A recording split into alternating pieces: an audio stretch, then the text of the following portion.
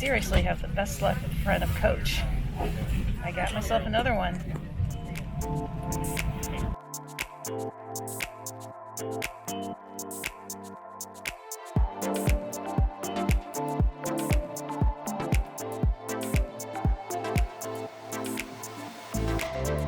Once again, being a solo traveler is paying off because she was able to get me into window seats, both flights, far closer to the front of the plane than I otherwise would have been.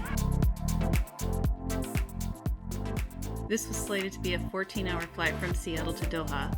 They gave us one of their nice hygiene packs, which is always welcome. Started off watching a really nice African movie, and then had the first meal, which was beef and rice with a macaroni salad that was actually really good for airplane food. And then I settled down with another film, which was a beautiful documentary about the Sherpa communities in the Himalayas and how COVID impacted their lives. Highly recommend.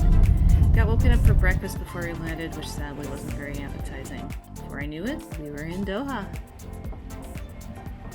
We have exactly 16 hours until our plane takes off, so we definitely have some time to kill. And I'm thinking, hey, when in Rome, we eat lamb shank, and we have some yogurt dressing and some naan, and some fresh mango passion fruit juice to eat with that. And then I was lucky enough to secure a sleeping pod from 3:30 until 10:30 tomorrow morning, so I get to actually take a sleep.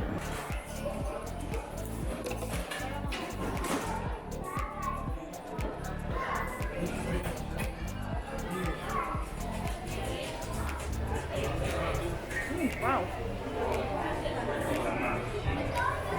I think I taste some cardamom in here and maybe a little bit of saffron.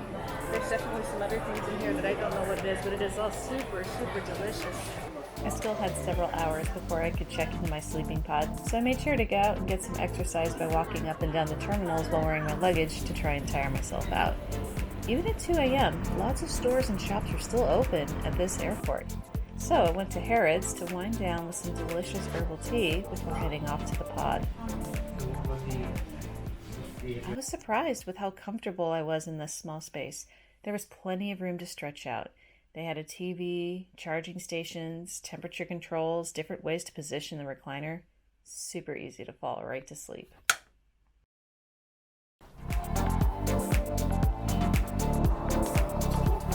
That sleep and fly was totally worth it. It's on the air side, no checking out of the customs needed, no passport control or anything. Just go in there and get some sleep, and then boom, get up, and I'm right back at the departure area.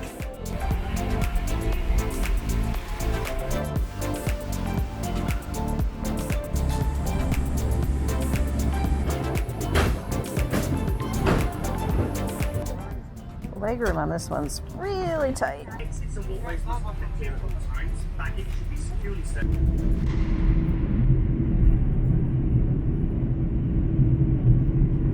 Thus started my final 4.5-hour journey.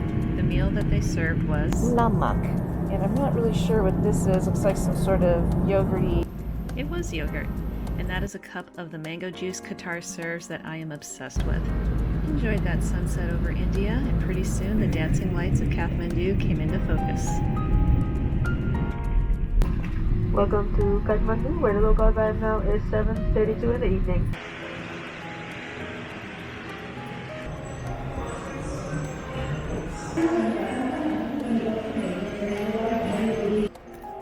We're in Nepal officially. That was one of the easiest transfer processes I've ever had, and they had a lot of paperwork that they needed to make this work.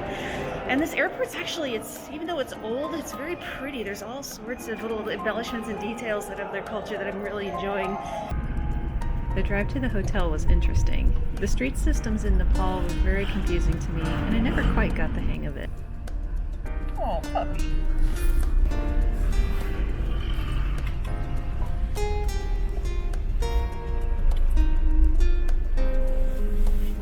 I'm now at my hotel, Hotel Jampa, and ever since I've been here, just been made to feel really welcome. And now I am getting some dinner. I'm getting some curry of some kind, and I am excited to see what this tastes like.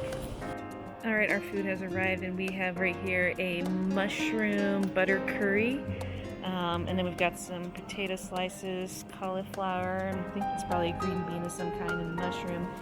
And then this right here, it's a kind of cheese with some lemon in it, and then I make it, or I eat all this with the naan bread.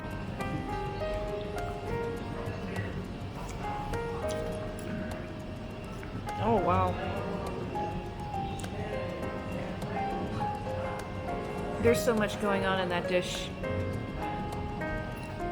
It's delicious. I don't even know what's in there. It's curries, but a whole lot more. This is where my room opens up to. All right, it is so bedtime. I can't even begin to say I am exhausted. I'll see you guys tomorrow morning with our first full day in Kathmandu.